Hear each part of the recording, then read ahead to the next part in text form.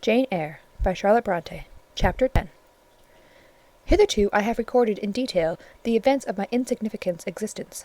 To the first 10 years of my life I have given almost as many chapters. But this is not to be a regular autobiography.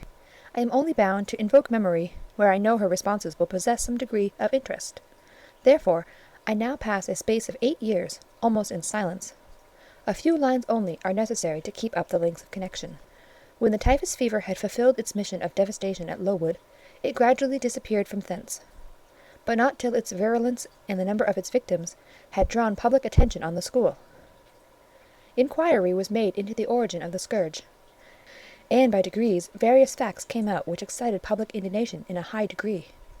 The unhealthy nature of the site, the quantity and quality of the children's food, the brackish, fetid water used in its preparation, the pupils' wretched clothing and accommodations, all these things were discovered, and the discovery produced a result mortifying to Mr. Brocklehurst, but beneficial to the institution.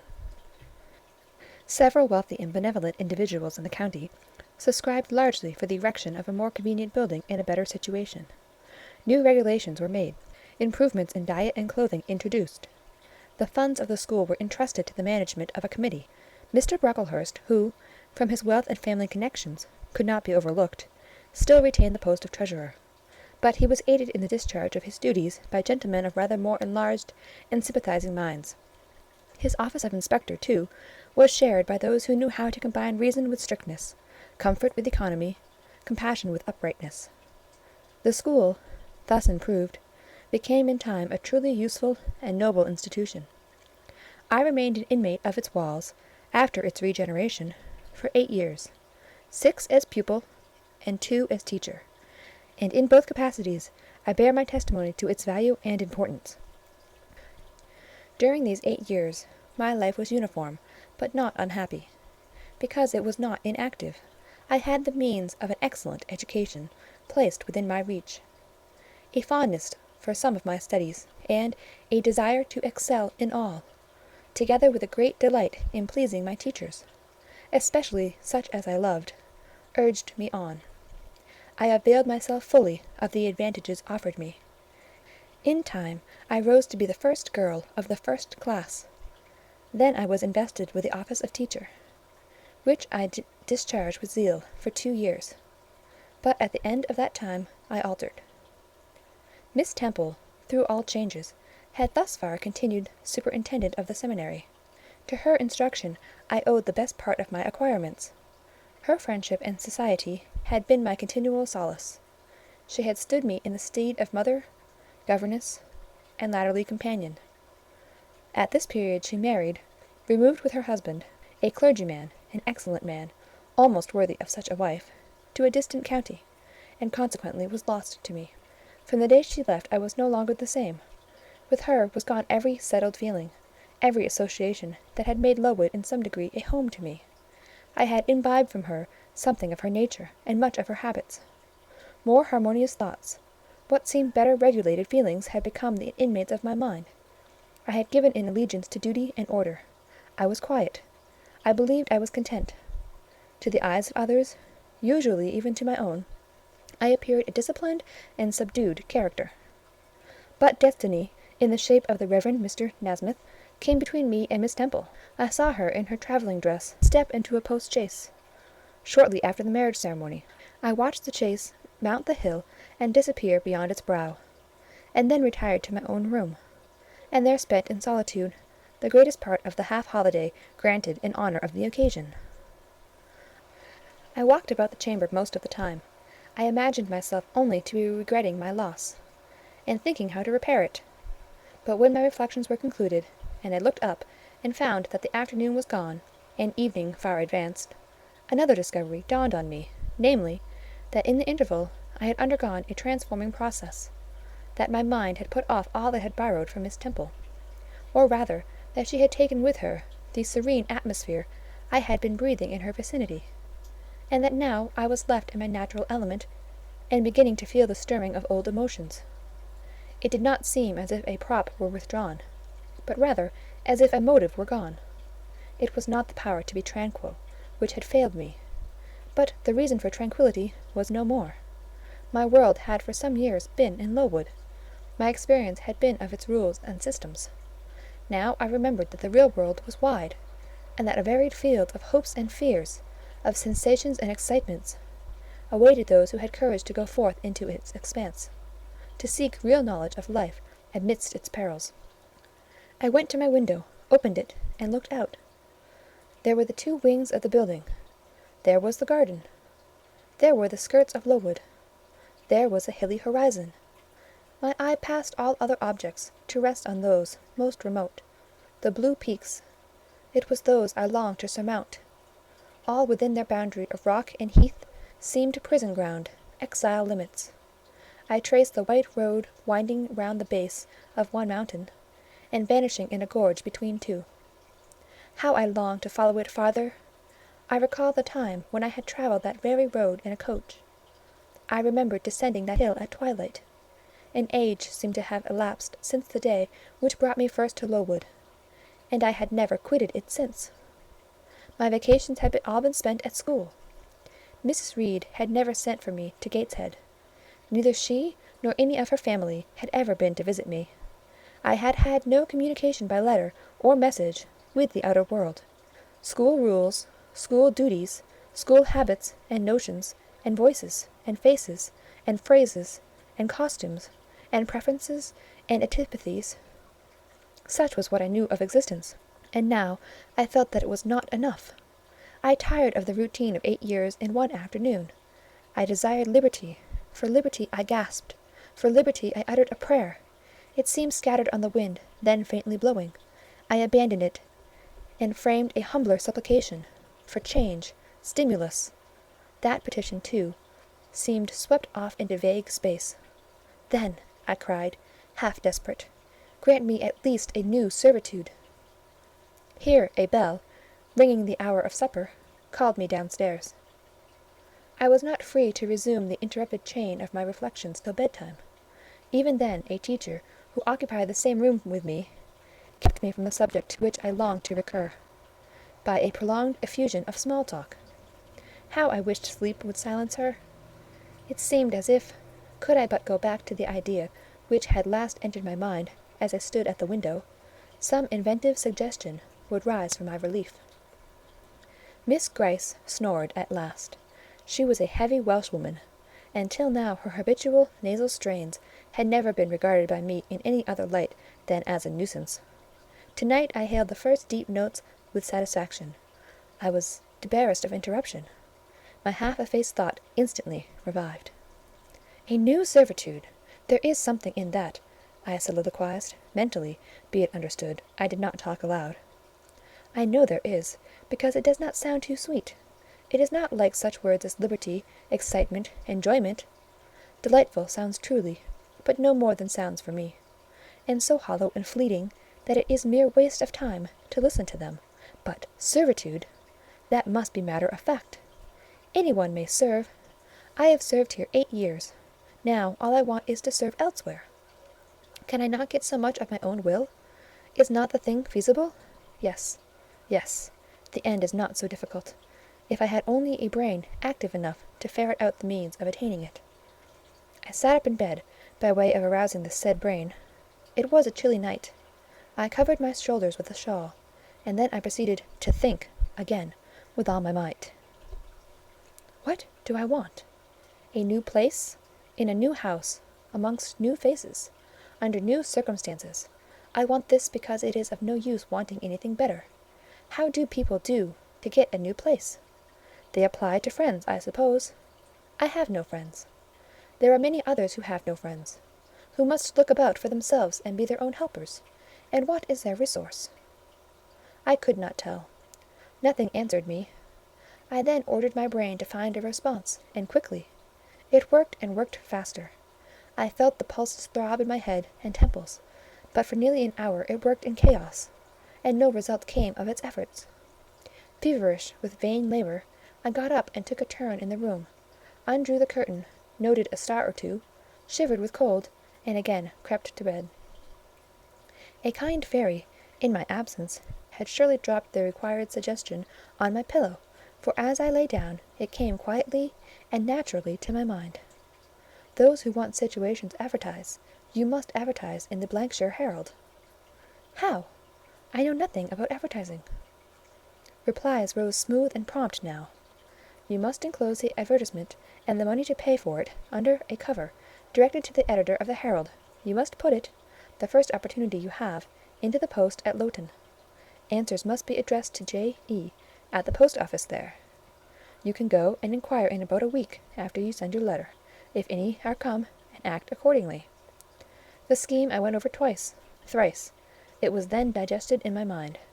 I had it in a clear, practical form. I felt satisfied, and fell asleep. With earliest day I was up. I had my advertisement written, enclosed, and directed before the bell rang to rouse the school. It ran thus: A young lady accustomed to tuition, had I not been a teacher 2 years, is desirous of meeting with a situation in a private family where the children are under 14. I thought that as I was barely 18, it would not do to undertake the guidance of pupils nearer my own age. She is qualified to teach the usual branches of a good English education, together with French, drawing, and music. In those days, reader, this now narrow catalogue of accomplishments would have been held tolerably comprehensive. Address, J.E., Post Office, Loughton, shire. This document remained locked in my drawer all day. After tea, I asked leave of the new superintendent to go to Loughton, in order to perform some small commissions for myself and 1 or 2 of my fellow teachers. Permission was readily granted. I went. It was a walk of 2 miles, and the evening was wet, but the days were still long. I visited a shop or 2, slipped the letter into the post office, and came back, through heavy rain, with streaming garments, but with a relieved heart. The succeeding week seemed long. It came to an end at last, however, like all sublunary things, and once more, towards the end of a pleasant autumn day, I found myself afoot on the road to Loughton. A picturesque track it was, by the way, lying along the side of the beck, and through the sweetest curves of the dale. But that day I thought more of the letters, that might or might not be awaiting me at the little burgh whither I was bound, than of the charms of lea and water. My ostensible errand on this occasion was to get measured for a pair of shoes, so I discharged that business first, and when it was done, I stepped across the clean and quiet little street from the shoemaker's to the post office. It was kept by an old dame, who wore horn spectacles on her nose and black mittens on her hands. "Are there any letters for J.E.?" I asked. She peered at me over her spectacles, and then she opened a drawer and fumbled among its contents for a long time, so long that my hopes began to falter. At last, having held a document before her glasses for nearly 5 minutes, she presented it across the counter, accompanying the act by another inquisitive and mistrustful glance. It was for J.E. "Is there only one?" I demanded. "There are no more," said she, and I put it back in my pocket and turned my face homeward. I could not open it then. Rules obliged me to be back by 8, and it was already 7:30.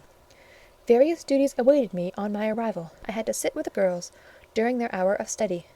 Then it was my turn to read prayers, to see them to bed. Afterwards I supped with the other teachers. Even when we finally retired for the night, the inevitable Miss Gryce was still my companion. We had only a short end of candle in our candlestick, and I dreaded lest she should talk till it was all burnt out. Fortunately, however, the heavy supper she had eaten produced a soporific effect. She was already snoring before I had finished undressing.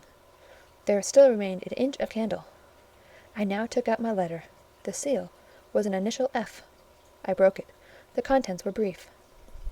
If J.E., who advertised in the shire Herald of last Thursday, possesses the acquirements mentioned, and if she is in a position to give satisfactory references as to character and competency, a situation can be offered her where there is but 1 pupil, a little girl, under 10 years of age, and where the salary is £30 per annum.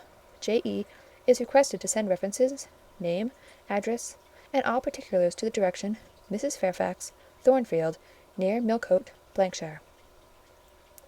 I examined the document long. The writing was old-fashioned and rather uncertain, like that of an elderly lady. This circumstance was satisfactory. A private fear had haunted me, that in thus acting for myself, and by my own guidance, I ran the risk of getting into some scrape. And, above all things, I wished the result of my endeavours to be respectable, proper, en règle. I now felt that an elderly lady was no bad ingredient in the business I had on hand. Mrs. Fairfax. I saw her in a black gown and widow's cap, frigid, perhaps, but not uncivil, a model of elderly English respectability. Thornfield! That, doubtless, was the name of her house, a neat, orderly spot, I was sure, though I failed in my efforts to conceive a correct plan of the premises. Millcote, shire. I brushed up my recollection of the map of England. Yes, I saw it, both the shire and the town. shire was 70 miles nearer London than the remote county where I now resided. That was a recommendation to me. I longed to go where there was life and movement. Millcote was a large manufacturing town on the blanks of the A blank. A busy place enough, doubtless. So much the better. It would be a complete change at least. Not that my fancy was much captivated by the idea of long chimneys and clouds of smoke, but, I argued, Thornfield will, probably, be a good way from the town. Here the socket of the candle dropped, and the wick went out. Next day, new steps were to be taken. My plans could no longer be confined to my own breast. I must impart them in order to achieve their success. Having sought and obtained an audience of the superintendent during the noontide recreation, I told her I had a prospect of getting a new situation, where the salary would be double what I now received, for at Lowood I got only £15 per annum, and requested she would break the matter for me to Mr. Brocklehurst, or some of the committee, and ascertain whether they would permit me to mention them as references. She obligingly consented to act as mediatrix in the matter. The next day she laid the affair before Mr. Brocklehurst, who said that Mrs. Reed must be written to, as she was my natural guardian. A note was accordingly addressed to that lady, who returned for answer that I might do as I pleased. She had long relinquished all interference in my affairs.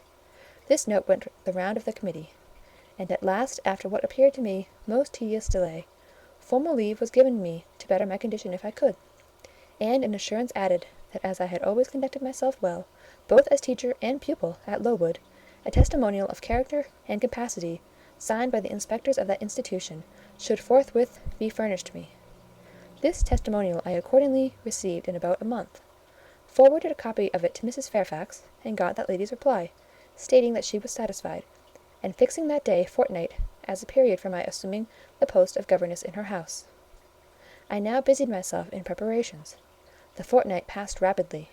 I had not a very large wardrobe, though it was adequate to my wants, and the last day sufficed to pack my trunk, the same I had brought with me 8 years ago from Gateshead. The box was corded, the card nailed on. In half an hour the carrier was to call for it to take it to Loughton, whither I myself was to repair at an early hour the next morning to meet the coach. I had brushed my black stuff travelling dress, prepared my bonnet, gloves, and muff, sought in all my drawers to see that no article was left behind, and now, having nothing more to do, I sat down and tried to rest. I could not. Though I had been on foot all day, I could not now repose an instant. I was too much excited. A phase of my life was closing to-night, a new one opening to-morrow. Impossible to slumber in the interval. I must watch feverishly while the change was being accomplished. "Miss," said a servant who met me in the lobby, where I was wandering like a troubled spirit, "a person below wishes to see you." The carrier, no doubt, I thought, and ran downstairs without inquiry. I was passing the back parlour, or the teacher's sitting-room, the door of which was half open, to go to the kitchen, when someone ran out. "It's her, I am sure. I could have told her anywhere," cried the individual who stopped my progress and took my hand. I looked. I saw a woman attired like a well-dressed servant, matronly, yet still young, very good-looking, with black hair and eyes, and lively complexion. "Well, who is it?" she asked, in a voice and with a smile I half recognized. "You've not quite forgotten me, I think, Miss Jane." In another second I was embracing and kissing her rapturously. "Bessie, Bessie, Bessie," was all I had said. Whereat she half laughed, half cried, and we both went into the parlour. By the fire stood a little fellow of 3 years old, in plaid frock and trousers. "That is my little boy," said Bessie directly. "Then you are married, Bessie?" "Yes, nearly 5 years since, to Robert Levin, a coachman, and I've a little girl besides Bobby there. That I've christened Jane." "And you don't live at Gateshead?" "I live at the lodge. The old porter has left." Well, and how did they all get on? Tell me everything about them, Bessie, but sit down first. And Bobby, come and sit on my knee, will you? But Bobby preferred sliding over to his mother. You're not grown so very tall, Miss Jane, nor so very stout, continued Mrs. Levin. I dare say they've not kept you too well at school. Miss Reed is the head and shoulders taller than you are, and Miss Georgiana would make two of you in breadth. Georgiana is handsome, I suppose, Bessie? Very. She went up to London last winter with her mamma, and there everybody admired her, and a young lord fell in love with her. But his relations were against the match, and, what do you think? He and Miss Georgiana made it up to run away, but they were found out and stopped. It was Miss Reed that found them out. I believe she was envious, and now she and her sister lead a cat-and-dog life together. They are always quarrelling. Well, and what of John Reed?